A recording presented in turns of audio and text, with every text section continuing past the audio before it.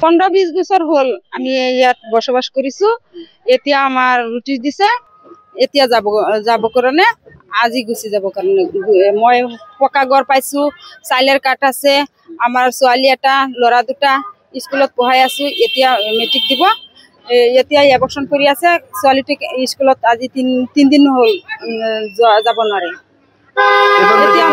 Final দিব। এতিয়া মই ল'ৰা ছোৱালী লৈ ক'ত যাম? মোৰ দেউতা নাই, ভাই ককাই নাই।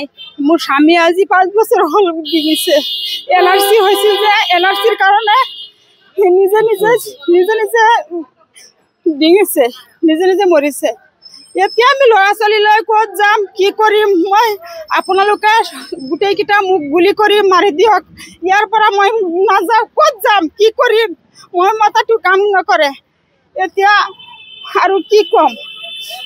আপোনাৰ যেটো পকা ঘৰ এটো সরকারি মাটি থাকো, সরকারে দিছে।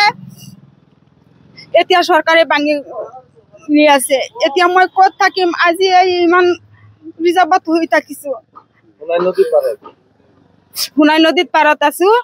সৰকাৰ ভূমি মাটিত নপৰিলে আৰু ৰাস্তাৰ এইফালে ৰুটি দিছে, সেইফালে নিদিছে।